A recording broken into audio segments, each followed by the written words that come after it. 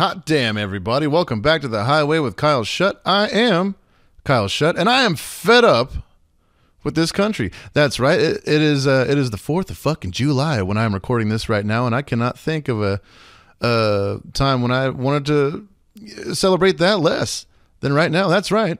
So many people have had their rights taken away lately, and that's right. I'm getting political for half a second. You know why? Because I'm goddamn sick of it.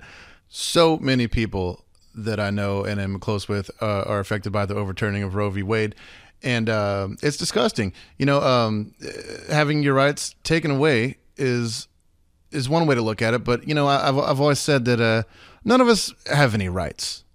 You know, you think you have rights? Next time a cop says, "Excuse me, sir," just keep walking in the other direction, and you'll find out real fucking quick how many rights you have.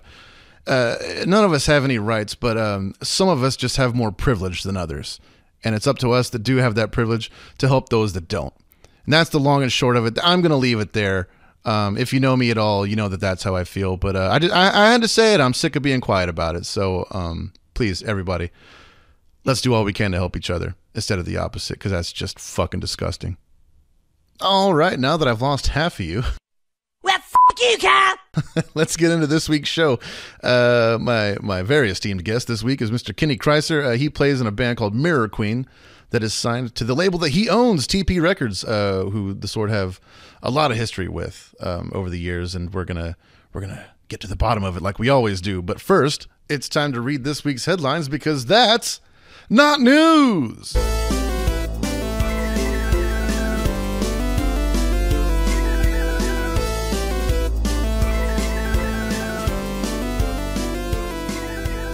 All right, first up, we got this hot slab of news.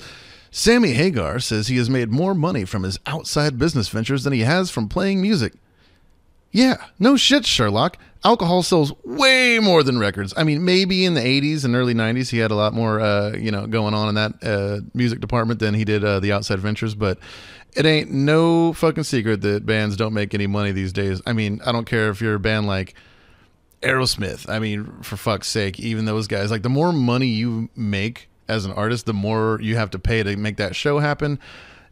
Any way you slice it, people playing music just don't make as much money as they did anymore, and that goes all the way up to Sammy Hagar, because that's not news. All right, what do we got next? Here's a good one. You know what? This one straddles the line, but I'll just read it. Dave Mustaine flipped out on a roadie midway through Megadeth's Barcelona Rockfest performance. Number one, that's not news, because everybody knows that Dave Mustaine's a fucking dickhead. I think that I'm more dangerous now that I've become a Christian than I ever was before, when I was trying to go the opposite route, because I'm armed with the truth now. But number two, you don't yell at your fucking roadie. It wasn't even his roadie. Apparently, everybody's been to these giant festivals where stages are split in two, and one band sets up while the other one's playing. Apparently, Judas Priest was on next, and I'm sorry, Dave, but Priest is on after you for a reason. And apparently the guy was preparing one of the guitars during the Megadeth set, which happens all the fucking time. Have you ever played a festival before?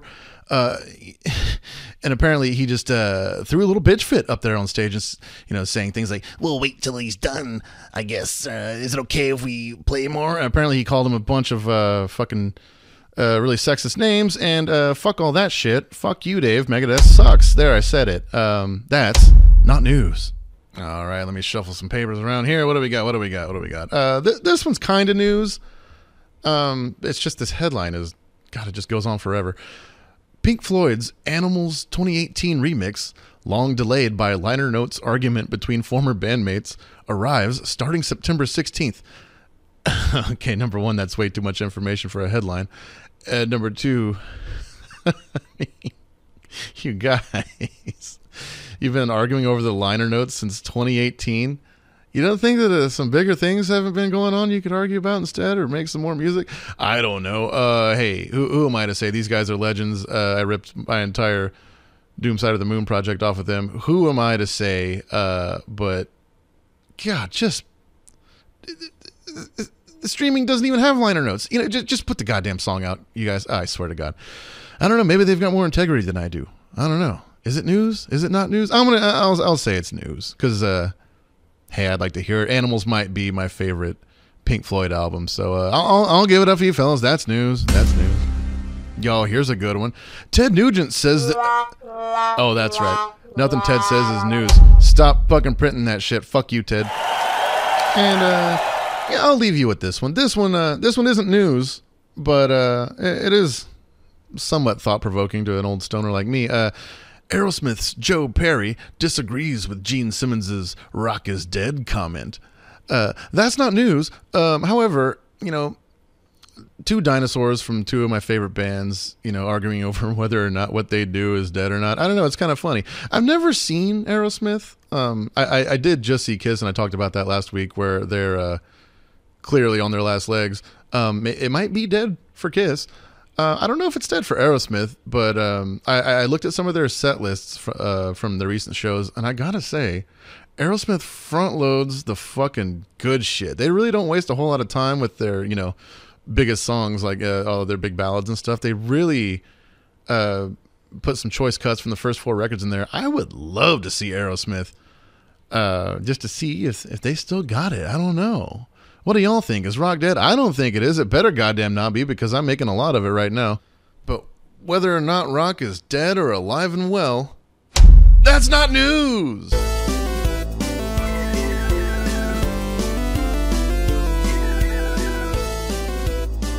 Now, you may not know the man, you may not know the band, and you may not know the brand, but at the end of this conversation with Kenny Kreisor of Mirror Queen on TP Records, you're going to know it all, baby. Let's do things my way. The Highway.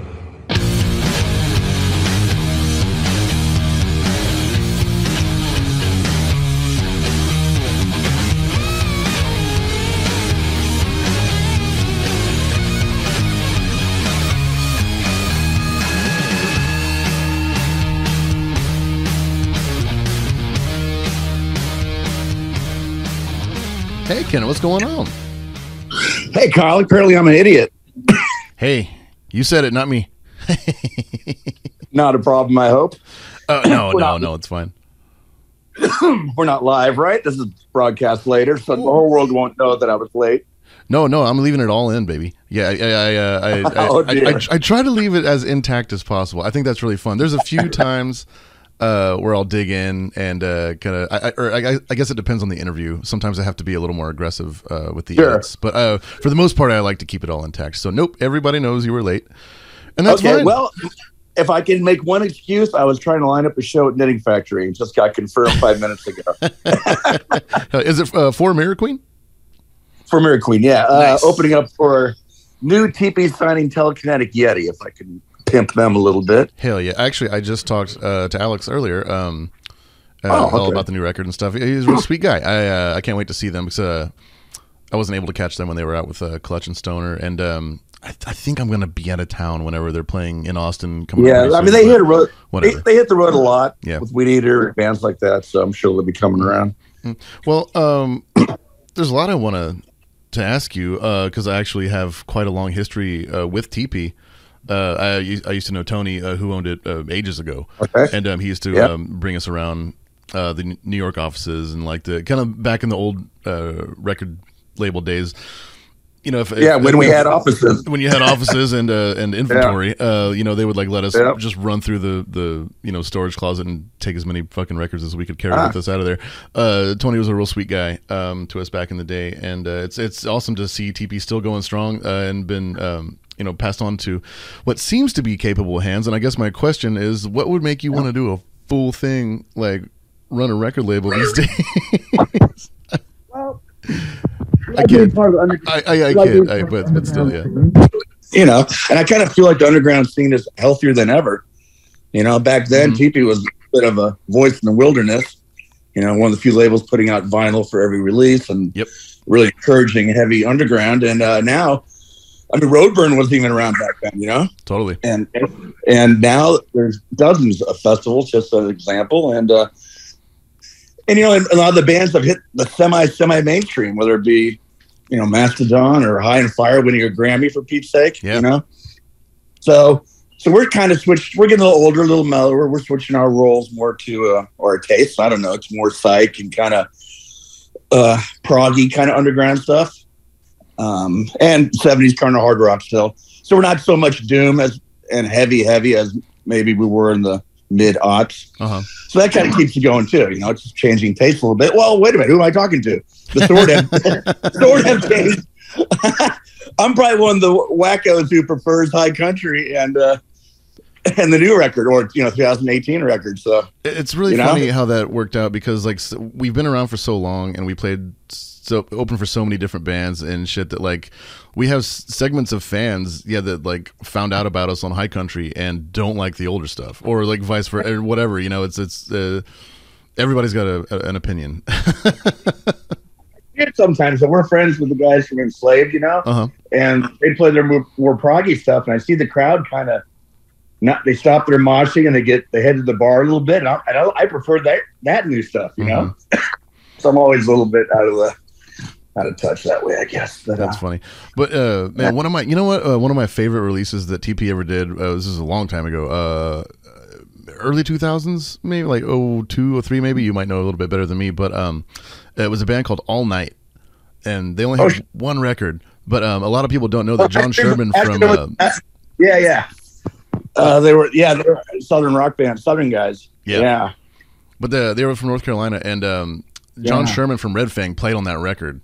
Not a lot of people. Oh, really? That. Yeah, and it's he didn't he had never heard those songs. He just showed up to the studio, like learned it in a day, and then cut that record. And it's one of my favorite rock albums to put on. That's awesome. Great stuff. Yeah, for like a brief moment, they were coming to New York quite a bit, for like 2 or 3 years straight, and then who knows what happened.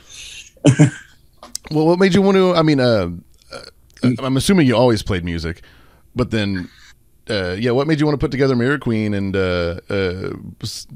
put out your own records on your own label and everything like that? I would love to hear the thought behind that.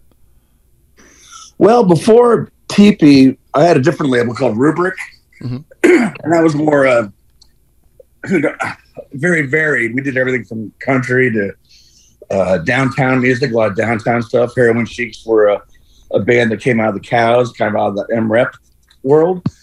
We did the first couple Go-Go Bella records, and a bunch of releases from friends of mine in Iowa. I'm another Iowan, like the Yeti guys. So that was a really varied label. I was always a hard rock guy, and then so when we merged of TP, that's also when, I guess in the post Man's Ruin world, hard rock is starting to happen again, even in New York. So I was pretty thrilled. And then things went on for a while. I was actually running a bar. Tony left the label, and then that was the decision: do we keep it going or not? And meanwhile, I don't know if you know him, Dave Sweetapple from Witch. Yeah. So Dave has a background in independent distribution, so we became better friends, and then we decided, well, what was a perfect match, especially for not wanting to maintain the cost of an office and a full staff and insurance and all that stuff. And so he actually has an office up in Vermont, which does have inventory. So he does a lot of independent sales to small stores and things like that. And it was just a perfect way to streamline, and he and our tastes aligned perfectly. And then kind of growing up with Roadburn, I feel like TP phase 2 or 3, whatever you want to call it, kind of grew up with Roadburn a little bit too, as they got bigger, and just seemed like the world was either catching up or vice versa, And then with Mirror Queen, I've been playing guitar forever. And I was always a hard rock guy, even in the 80s and 90s when that wasn't very popular. So I was called a dinosaur then, and now I'm too old, but I'm still,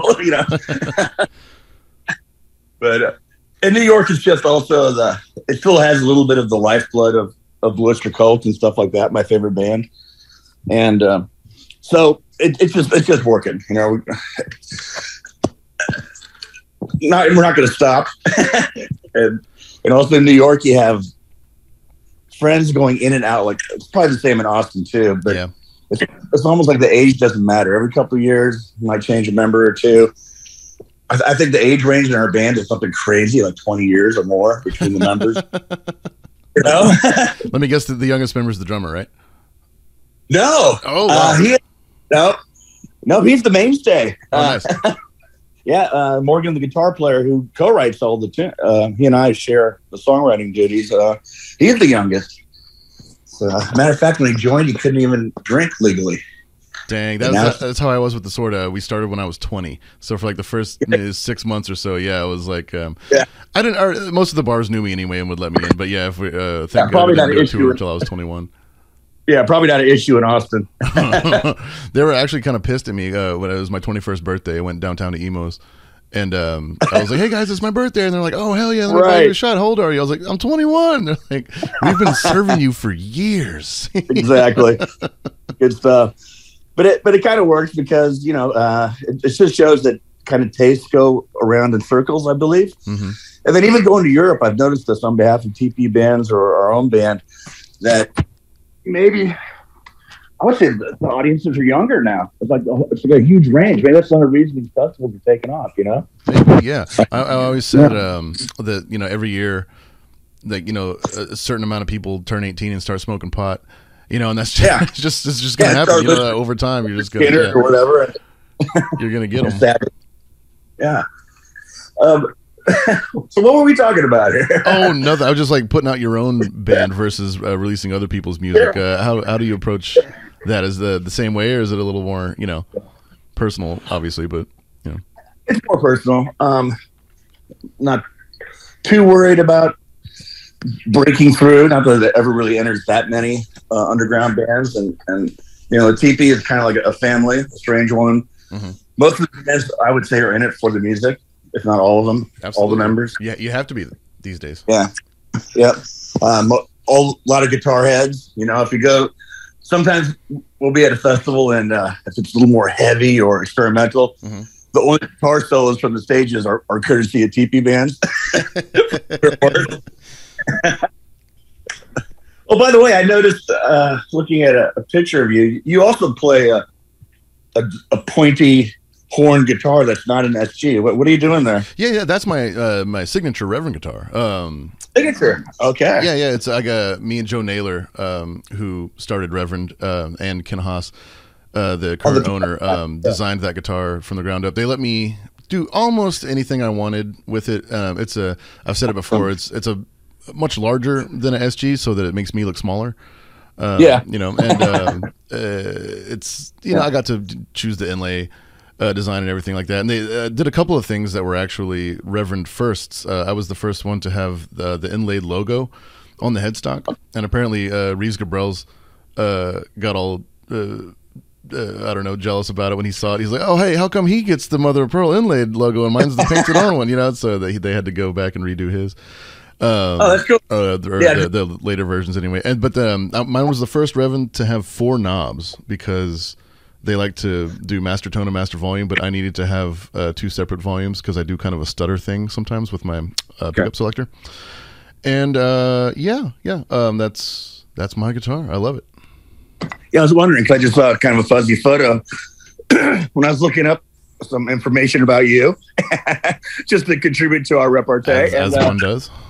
Yep, and I play a SG-2000, a 1978 Yamaha. Hell yeah! And I was like, oh. And I was like, no, it's not a Yamaha. Something's different about it. It's probably 5 pounds lighter for one thing. Yeah, it's super light because I used to play a 14-pound SG. I'm sorry, Les Paul. That was just it was too much. I gave myself slight scoliosis because of it. So my signature guitar clocks in around 8 pounds, 715, whatever, like that. Yeah. Yeah. That's totally 3 pounds lighter than mine, but awesome. Yeah, I love that shape. What else are you playing through? I have a whole collection of Japanese guitars. So besides the Yamaha, I have an old Greco that I play in a power pop band I have here. Nice. An Explorer Greco shape. Then I have a kind of a proto. I think it's 74, maybe before Ibanez started putting out Flying V. So it's old Carina. Ibanez Flying V. That's awesome. That some of the pictures you see at Mirror Queen, Morgan is borrowing my Flying V. So cool. You have 2 Japanese guitars on stage for us often. Which now I think about it's kind of strange. Yeah, mine's they make all the Reverends in Korea, but it is 100% Carina wood. So it's good. It's good wood. Yeah, these are all the 70s Japanese stuff when they were just trying to really burst into the market, and they were very meticulous. I think they were outbuilding Gibson at the time. That's almost common knowledge at this point with the gear world. You know what I mean? If you find one of those old ones, get it. I picked up my Explorer for $1,400. My buddy sent me a link yesterday for the same one on eBay for $4,900. I'm like, oh man, why have I been beating the hell out of this on stage? I can't replace it now. You know, it falls off my head. I think shit like that all the time. I was like, oh man, I should have bought two. You know? Yeah. Yeah. And then a little funny guitar. I mean, I have a Les Paul Custom too, which I played for years. And, yeah. A couple of these, and I like these early Framus guitars, early 70s. Those are great. They're like light Les Pauls. Mm-hmm. Yeah. Somehow I bought one off the singer of Paul Revere and the Raiders. That's a story for another time. Wow. But yeah. It was a really neat guitar. Yeah, actually, I sold all my Gibsons because Reverend has been so kind to me over the years through the ups and downs and everything. And whenever Gibson changed ownership recently, the first thing they did was to start to like sue everybody out of business, basically, with Flying V. So Reverend, basically got served papers, even though their Volcano was nothing like the Gibson Flying V. Gibson was just basically trying to say that we own any kind of V-shaped guitar, so everyone has to stop making them. And I thought it was a fucking bitch move, but with BC Rich and all that, but because of that, I don't know. I sold all my Gibsons and then go fuck themselves. Well, shit, man, you got your Dorsey model, and I do. It is a good guitar. That's why I really do like it. It's not like I'm just hawking some shit, you know. Oh, maybe I'll grab one of those. Not that I need another guitar, but check it out. I know they have it at Monster Music. They have a bunch of Reverends up there if you're ever around. Yeah, I haven't reached the phase yet where I'm ridding myself a little bit, but I think everyone gets to that point at one point. So we shall see. The pandemic didn't help with that. It was like, hey, I got stuff. Who needs stuff? I acquired pedals during the pandemic, just sitting alone in my bedroom for the first couple. How was God, dude? I'm glad I brought that up. I hate talking about the pandemic, but really, like, how did you approach that, like, as a label? Like, what did it help? Did it hurt? Well, we basically shut down. I mean, no band. We're very much a label that encourages and kind of lives off bands being on the road. That's the best advertising. Yeah. Sometimes the bands are one of our best customers. They keep on the road and they buy LPs, and you know, so. And then none of the plants were open anyway. So what we kind of did, we slowed down massively. I think the only thing we released during that time was over that 2-year span, maybe Mythic Sunship, and that was a co-release with a Swedish label. And then, then we did. I think the new Bitch Wax was already in the works, so that had to kind of come out. And then Witch Taint, I believe, popped out. That might have been it. But then we started up doing our digital a lot more. Mm-hmm. So I cranked up a thing called the TP Annex, and that was supposed to concentrate on digital, kind of turned into a grab bag more. But that worked great because our web store sales shot through the roof, actually. The first, like 6 months. We're at home spending some stimulus money. And so that was actually kind of fine. So the TP level, and then there's no expenses, They had no PR to spend on or anything. Yeah. And I was more concerned about people dying or bands breaking up because of lack of activity, Totally. I mean, Eric Wagner, and he passed away in your state during that. Yeah. That sucked. That was really the only big loss on a personal or artist level we had as far as one passing from that. The bands kind of fought their way through it, I believe. A lot of them did what we did, kind of cooped themselves up. We could finally get back in our rehearsal building. We were pretty diligent and didn't stop at all. I actually have 3 bands, including Mary Queen in New York. We're cranking away at it. Did a live stream show or 2, and things like that. Yeah, a lot of woodshedding.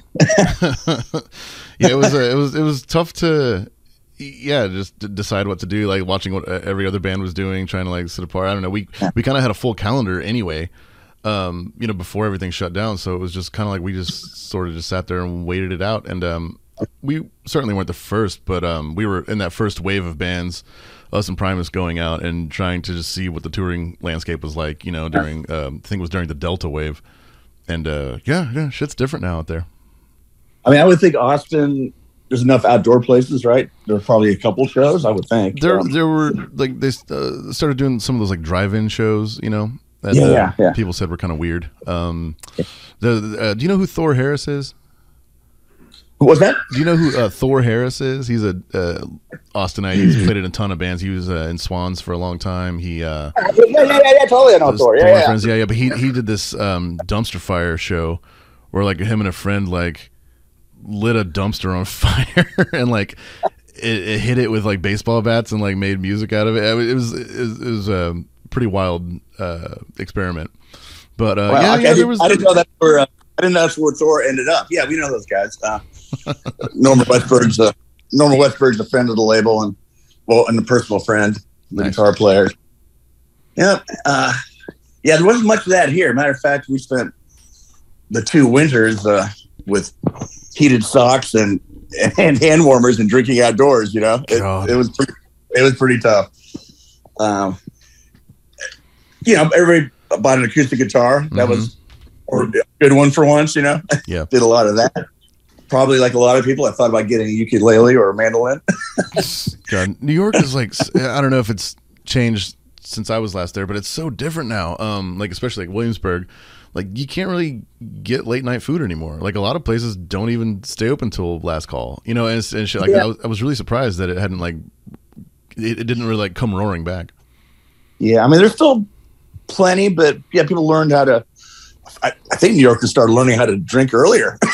There was a lot of happy hour stuff during a lockdown, and I think at one point they had to close by 10. And then they moved that to 11 during restrictions during the lockdown, and also around here it's easier to get your liquor license approved if you submit that you're going to be closing, not going to be a 4:00 bar. Oh, that's cool. So yeah. Well, last time I was there, I was like, it's the city that sleeps. I can't believe it. We actually stayed in Williamsburg. Like we found a hotel where we could park a van and a trailer, and like it was cheaper than going to Secaucus, which is what we usually do. Yep. And also it's harder to tell because it's not Manhattan of the 90s or that time where everything's just so jammed together. But now there's just more happening. I mean, all the way to Queens, there's venues. I mean, every other week there's a new venue. And even in my neighborhood here, I lived in East Williamsburg, and I kind of moved here because there's nothing going on.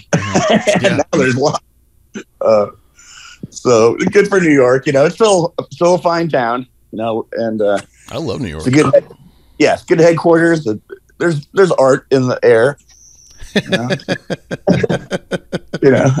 I've never quite heard it put that way before. Is that what art smells like? So like rat piss and well, now that we're heading to August, there'll be a miasma of filth in the air. But it's been so goddamn hot down here lately. I just go from one air conditioned box to my little air conditioned car, and then I drive to another air conditioned box somewhere. Yeah, it's like fuck. I can imagine. Yeah, I grew up the road from you. I grew up in Des Moines, up I-35. Des Moines is one of my favorite places in the world, man. Excellent. I'm glad to hear it. That wasn't the motivation to sign Yeti, but I thought it was hilarious that they're all from a bunch of Dubuque guys, and they're still based there, Yeah. Call it Dupuke. That's what we call it on the road. I'm sure I'm not the only one. No, it's supposed to be Little Rome. At one point, it had the highest concentration of Roman Catholics outside of Italy. Wow. Yeah. That's crazy. Those Mississippi River towns are great, so I think. Well, I know, we're promoting your record as well, but the new Telekinetic Yeti Primordial comes out, I think next week, right? July 8th? Yeah, exactly right. Next Friday. It's going to be fucking awesome. I can't wait to catch those guys live. When's the Mirror Queen record coming out? In tomorrow. Oh, holy shit. God damn it. Yeah. Dang, I got wish delayed. Well, that's fine. We'll a little bit, production, and we were in no big hurry, and then we're playing Saturday at Union Pool, so it all kind of worked out. Hell yeah, that's fine. Well, dang, I was hoping to get this out before the record, but it doesn't matter. This is just going to be part of the back end promo. Yeah. Are you using the same kind of like PR setup? I know a lot of labels. Labels are kind of like bands. Like no two operate the same. Do you just have like an in-house kind of PR team that you pay, like a retainer to?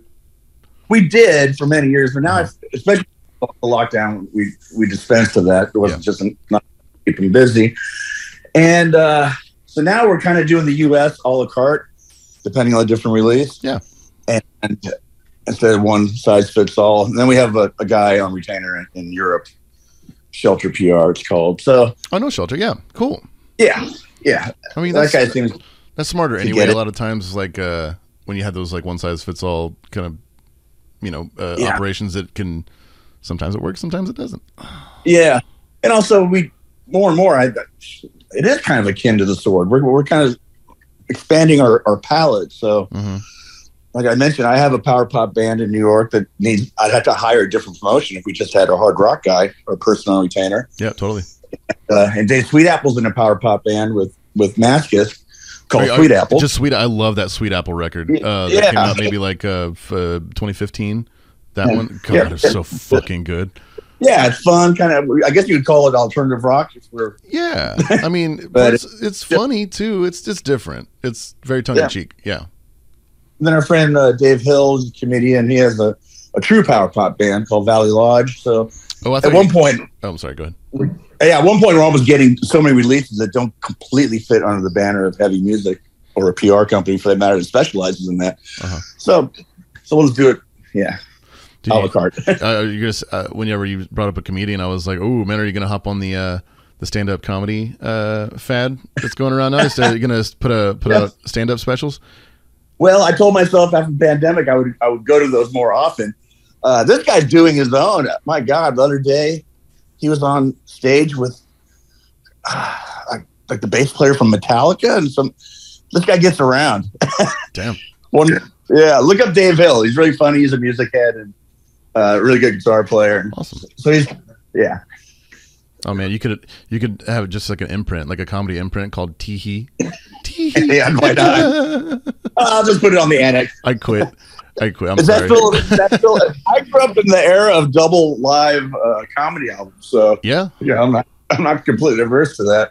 It's Austin is now a comedy town. It's so weird. Like, it was a music town for so long, and then it kind of became a food town for a while, where people, I think they kind of got sick of like waiting in lines, being in crowded clubs and shit like that, and so they started to just go out to eat lavish meals a lot more, and then I feel like after the pandemic, like, it's just a bunch of clubs closed and they all reopened as comedy clubs, and so now really? Oh my God, it's great for things, but it's also just like so oversaturated. Oh my God, I work at a bar sometimes when like it'll have like an open mic night, and it's excruciating. You know what I mean? It's like, it really made me appreciate my friends that do it more. But yeah, man, the comedy albums are still around. A friend of mine, a friend of the show, JT Habersat, his new record is coming out on vinyl through 800 Pound Gorilla Records, and I know Jack White puts out a lot of comedy albums. Like, it's there's a market for it. You know what? I might have got a hot tip here. You have to fucking wait a year for it, so hopefully your comedy doesn't age poorly, because it'll take a year for your fucking record to come out. God, are you sick of that? Yes, that's for sure. Yeah. In hindsight, I wish I would have bought a vinyl machine, a lathe 20 years ago, and set up shop. They do have those nowadays, but it's still kind of prohibitive to get it going. I mean, it's only profitable if you're pressing records 24/7. And so like, I get why a lot more people don't take the jump, but whatever. We'll catch up one of these days, or we'll just never catch up. Right. I mean, we have, like a lot of labels, we have it all manufactured in Prague. Yep. I just saw on the news this morning a new place is opening up 2023 in California. Oh, cool. Yeah. The guys that do the fancy CDs, Mobile Fidelity Sound Labs, have somehow joined up. Okay. With somebody. Yeah. So maybe a few will start to open, not in time to help us, but yeah, right. During lockdown, I also wrote before. Okay, the new American record is out tomorrow, but me and Morgan wrote 90% of the next record already. Hell yeah. And now it's like, okay, we're done with that one pretty much. Well, if we submit it now, it might be ready next March. Yeah. God, dude. Just depressed. Yeah. So that is crazy. I mean, I still listen to CDs, so hey. I love CDs, man. They're making a comeback. They're so cheap. I mean, here's my copy of Youth Future right here on CD. Hell yeah. I love that album. I listened to it the other day, and I was like, okay, I get it. I get why people got upset, but it's still. No, it has a lot of space in it too. I fucking love it, man. Yeah, Tucker Martin, the producer, he murdered that production, and yeah, I was really proud of that record. So, why do you guys go all the way up to Portland, right, to record? Yeah, that's where his studio was. He had a great touch with My Morning Jacket on their Waterfalls record, and it was so lush. We really wanted to kind of push the envelope as far as like kind of texture was concerned. So he's more known for like singer-songwriter kind of stuff, but like like making these really lush productions. And so we thought we'd let him take the reins for a while, and it was a lot of fun working with him. He's a drummer too, so he took Jimmy's drums really seriously, and it was like cool to watch him use like microphone techniques and things that I had never seen anybody use before. It was cool. Sure. And build from there. Yeah, that's great. Yeah, we do kind of the same approach. We were a much tinier band, but I kind of wanted an outside influence. I would say me and Morg, we produced the records, the band produced our album, but rather than record at some places around here that did a lot of stoner bands and things like that, we head to Manhattan to Avenue A, and we record at a very fancy place, Nice. And just to have something a little different. They give me a break. I slip in there during off hours. Like I'm going there tonight for 4 hours to do some touch up. Hell yeah.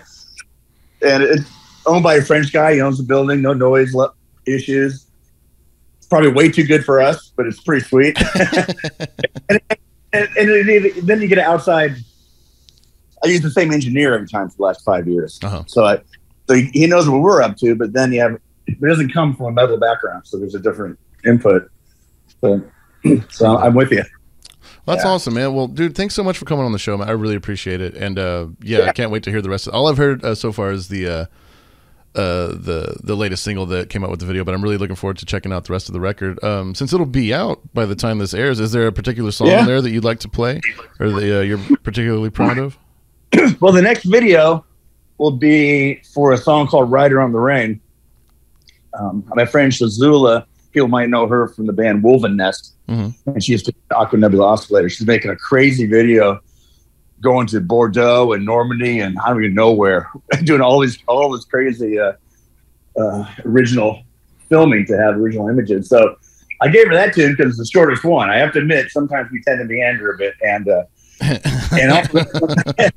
if you read the liner notes when we send you a copy of the record, that one was written.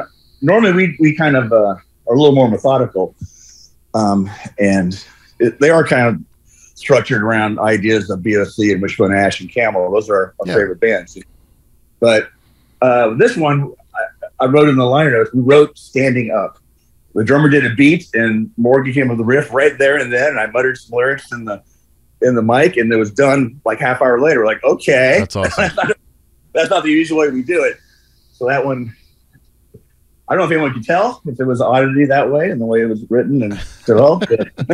But now you know.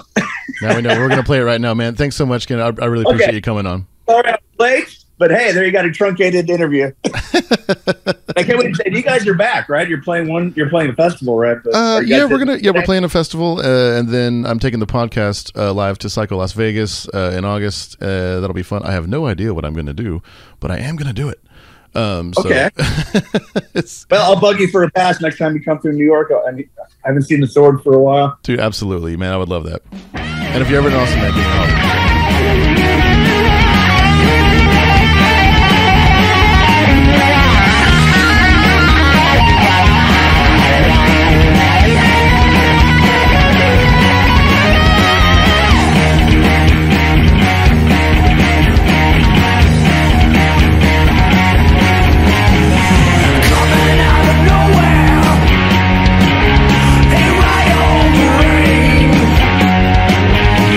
Holding on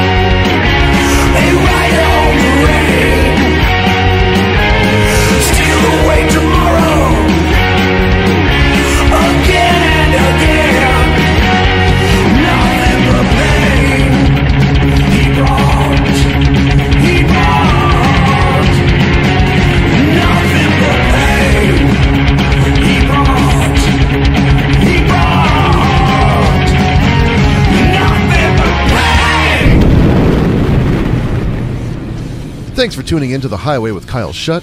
Be sure to like, follow, and subscribe if you want to keep up with the latest episodes. And don't forget to check out the Highway with Kyle Shutt playlist on Spotify to keep up with all the rad tunes that we play on the program.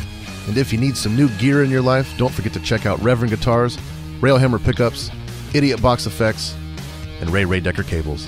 Stay high, everybody. We'll see you next week.